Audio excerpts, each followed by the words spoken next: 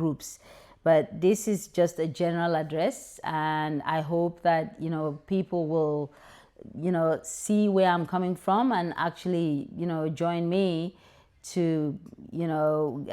get the message across, in case, they're too busy being important to listen to what people like me or you or whoever's gonna say. Now, I'm not sure what the problem is that let me not say they, I will include myself just to make it easy, so you can abuse me as well, because I've included myself. Okay, we seem to have this plantation mentality. And what do I mean by plantation mentality? Anyone who's been following the African American history knows that, some people are just stuck in, it's a mindset. Okay, it's a mindset. They are just stuck in that mindset of, oh, we were wrong, we were slaves, we were this, and so the world owes us, and we're never gonna get up and do anything. And so what do their elites do? They take that grievance, okay, and go to government, go to organizations, get stuff for their people, so-called. Now, that stuff never ever gets to their people. All right, some might get there, but most of it never gets there. And it's these elites who now benefit from these things, send their kids to the best of the best, and their kids come back and become the masters of these ones who are crying about being wronged or harmed and wanting reparations and God knows what. So when it comes to the people of Southern Kaduna, I just couldn't help but draw the analogy with this plantation mentality and the elites just doing their thing. I give you an example.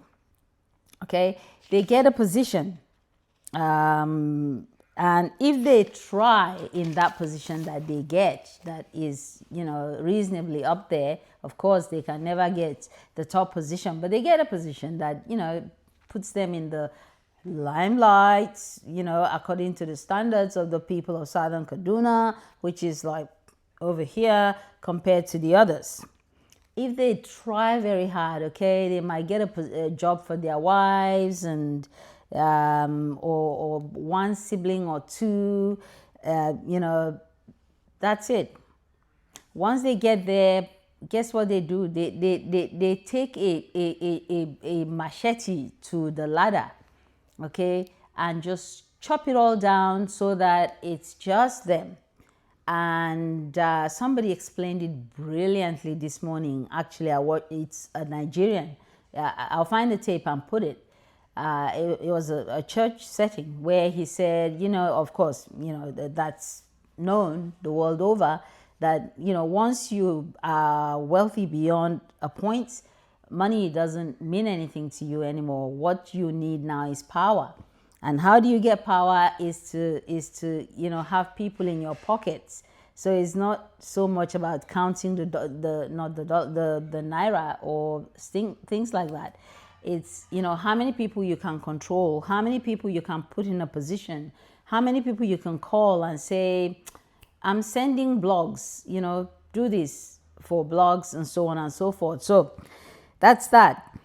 The typical excuse that I get I hear from people from Southern Kaduna is that why they chop down the ladder. The excuses they give is, if anything, so laughable that I'm sure if they listen to themselves honestly, they will be ashamed of themselves. But I guess, when you get to that position, you don't listen to yourself, you listen to praise singers and people who come around. And quite often I notice when they are there, unlike the other ethnic groups, it's people from the other ethnic groups who benefit from them, who come sing their praises. Yeah, you've arrived. Yeah, Bale, Meangwa, all this nonsense rubbish. Okay, they don't mind helping those people from those other ethnic groups, but let a southern Kaduna person come around, it's like, oh, I'm swamped.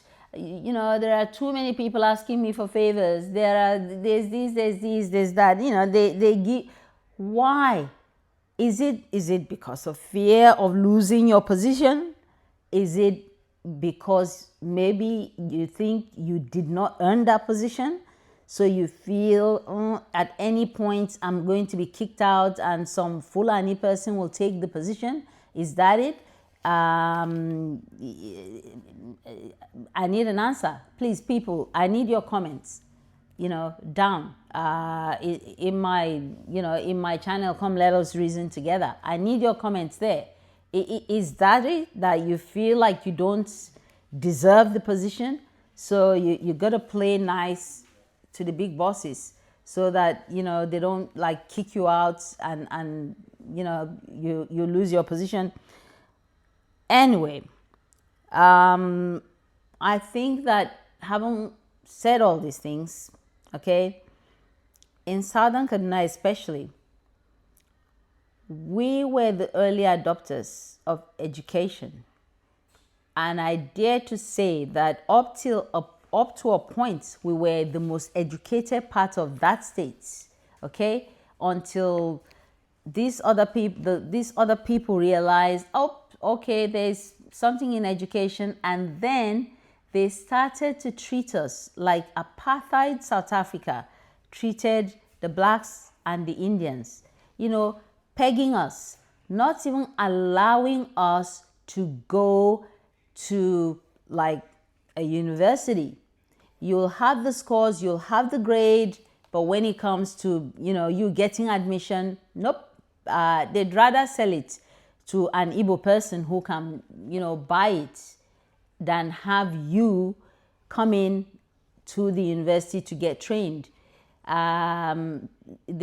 are folks, the Fulani folks with, less marks, okay, far less marks will get into the university before somebody from Southern Kaduna will do that, okay? And in fact, it got so bad that even, the federal university became like a glorified madrasa, okay? Let's not even talk about the state university. The state university, our people were just denied position, okay? I've got personal experiences from siblings, from friends, where in the state university, young people with great scores that should get them like a good course somewhere, they were refused admission. For years, they sat at home, and then if you managed to bribe someone, they gave you a course about, I don't know, studying, I don't know, what happens to dead insects' wings or something to that effect, okay? Or, what happens to God knows what. Look, all these rubbish courses that get you nowhere is what they give you, okay? So for one position that becomes available, they will give excuses like, there's only one position. It's either you're too qualified or you're underqualified, and so on. And if they try hard, they're squeezing one person, but that's if they try very hard, and that person often is, their family member, okay? Whereas the Fulanis, for that one position, if 100 Fulani people should apply for it, they will employ the 100 for just one person's job. And I kid you not, I have experience. I went home not long ago. One of my direct cousins, after they bribed, okay, I'm not saying that's right. I wasn't there when it was done, but somebody bribed somebody, and then she got a job in the Supreme Court. Yep, in the Supreme Court. And I was staying with my brother, and I noticed that she hardly left the house, maybe one day in the week. And I was like, I thought they said you were working somewhere. And the answer she gave me was like, yeah, for one person's job, there are like 10 people. So we just all go and sit down and we do nothing. So between ourselves, we just agreed that, maybe 2 people will show up and just, and, and the management allowed that to happen. My goodness. Where is Elon Musk and his Doge? To come and just weed out this kind of nonsense. That's why I like what Cardoso did with the central bank. Okay, he got in there. All these who is who's from the north have all their kids in Dume, all these people. And of course, Cardoso brought sanity to that place. And that's why, Ndume lost the plot. Okay, he started carrying on like a banshee. It's not probably a term we're used to in Nigeria, but he said carry on, rah, pretending to be, defending the rights of Nigerians. But then when they showed him the books, it was all his daughters, his cousins, his wives, his side chicks, and all these other people that were there. So look, I don't want to digress because I'm addressing the Southern Kaduna leaders, okay? It is sad to see that, it even started with the military.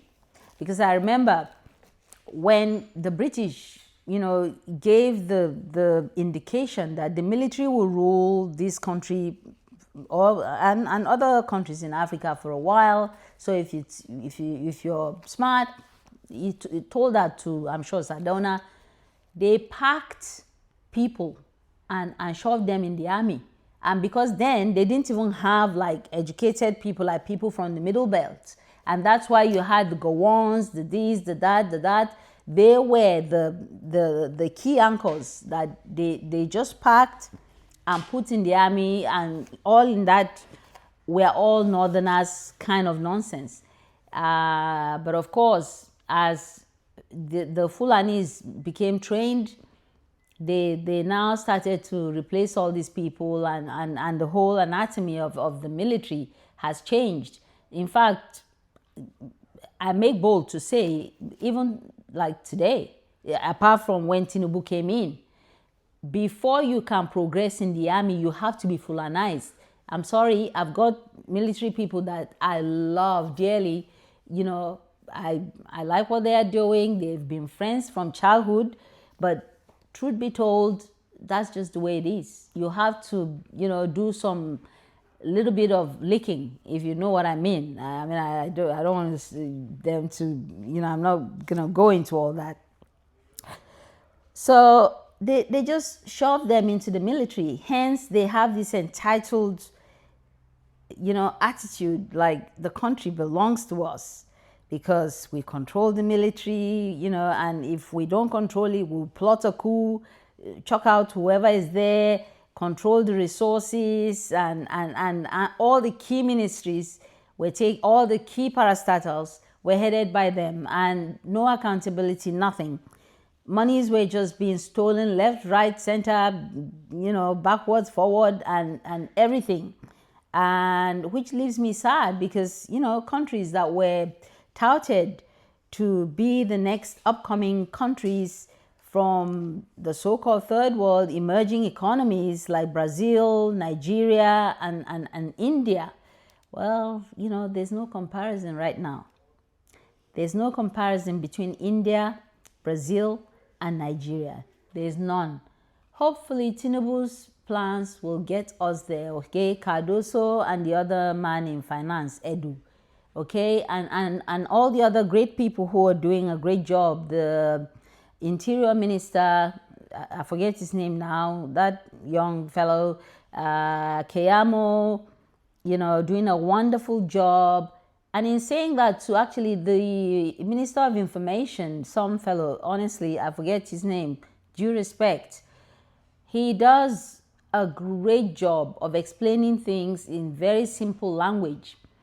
I watched a program a while back where Boala was there, talking, and a Nigerian just chipped in to say, these things you are saying, why don't you people come out and say it? Because I hear a lot more from Omokri than I hear from the three of you. My goodness, Boala lost it from that interview. He literally insulted the man, told him he was a nonentity. How dare he challenge their mode? And oh my heart, I was looking for his number just to tell him, bro, you need to go to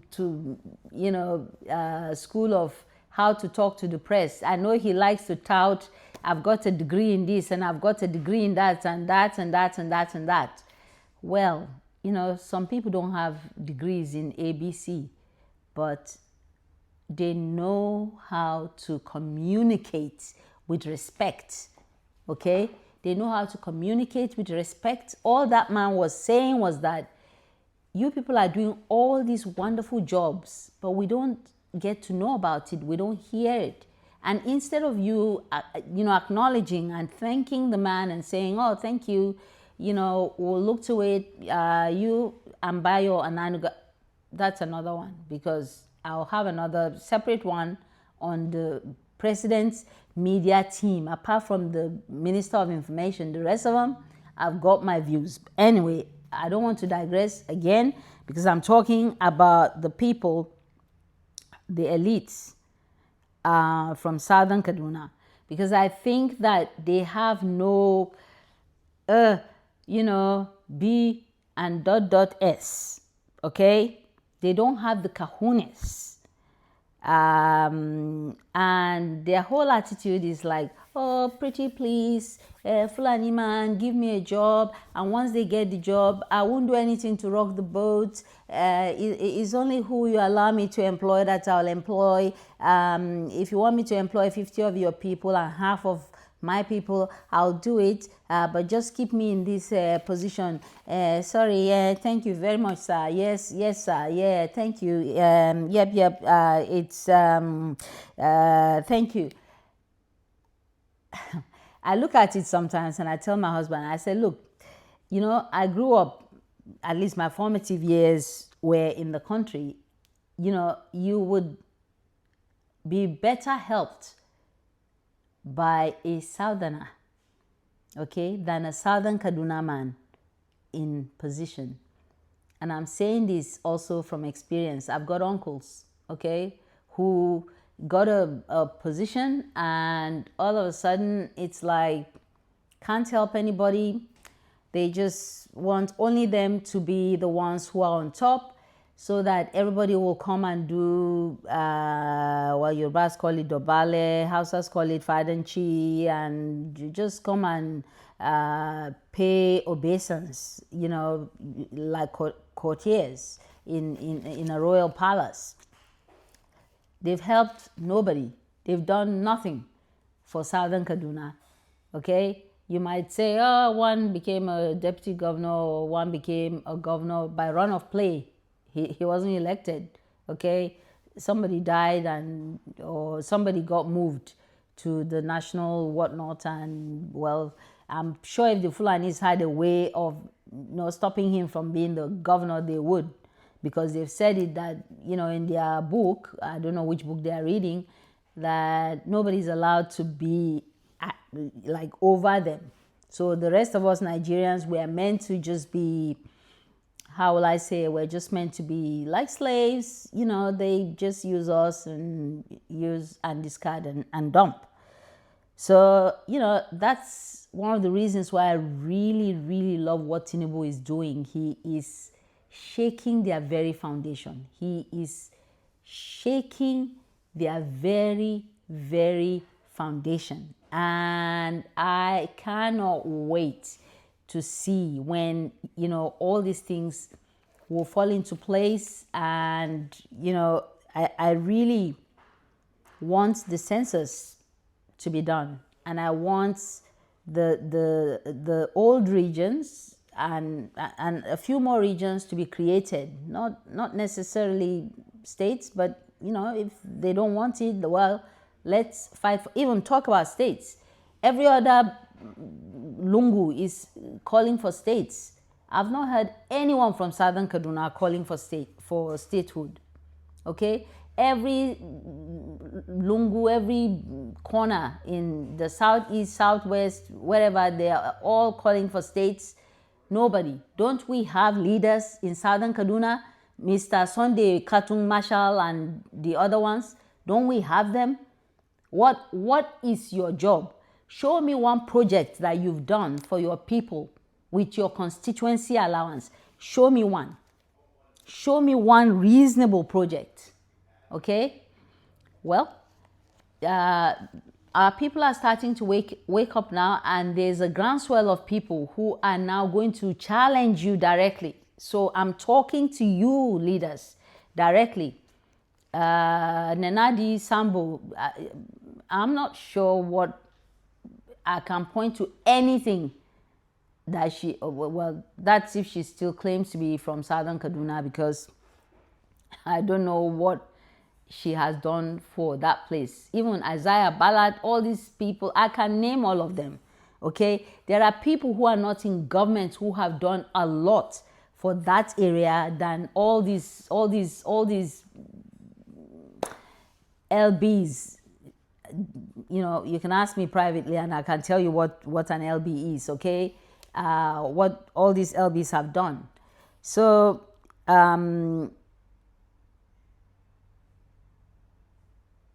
it saddens me. It saddens me that we haven't got the heart and the mind and the spirit to make sacrifices for our people. For a people to progress, people die. I'm not saying you should go and die. Don't go and die for me, okay? Christ has already died for me. I don't need your death. Don't go and die for me. When I say that, I mean that, figuratively. People die for progress to be made so that generations can benefit from it, okay? People go through hardship. But the only hardship I know these people have is, the hardship of even just entering the plane and going off on their holidays and, coming back and telling us, yeah, they've got this degree and the other degree and the other one. So you can't tell them any nonsense. All right? So, in conclusion of this part one, because this is just part one and I'm going to be on your cases until you people start to produce for our people, you start to talk for our people, and if you do not talk, we are going to mobilize. We're not going to go in the street and start shouting, okay? In the West, they will say, we'll just get someone to primary you, okay? We will bring you to show, and it's not a matter of politics is approaching, you bring some money in a Ghana must go and say, take, carry 10 kilogram of rice and say, take. Like, even, okay, let me not even say my family, just one house, one single nuclear family in my family will cook that 10 kgs of rice and it will be gone, okay? So that's not it. That's not it. A word they say is enough for the wise, but this is not going to be a word alone, okay? The elites of Southern Kaduna, you need to up your game. If you do not up your game, it's not a threat. I sensed this when I was home. People were already dissatisfied with you, but they don't have a voice. You are not a voice for them. You didn't give them a voice. There's no voice. Well, I have a little opportunity to have a voice, to put my voice out there, and I am going to use it. Like it, hate it, not my business, okay? We are in the 21st century, and Mr. President is doing great things. And if we're not at the table when the cake is being shared, nobody's going to collect his cake. I mean, the other groups, nobody's going to collect their own cake and say, oh, you didn't get, all right, take small one. Nah, not gonna happen. You gotta be at that table, you gotta talk, you gotta make your voice heard. Okay? I hope you guys are listening. So thank you very much, and I expect to see more changes, more action, more people speaking up. I don't want to be the only one speaking. I'm pretty sure there are others there speaking in various forms. Some are writing books, some are doing other things, and again, no one's supporting them. They are sweating by themselves and writing these books. Okay, this mob can't even help them, you know, with support, financial or otherwise. But you know, the tides, they are changing. The tides, they are changing. Thank you.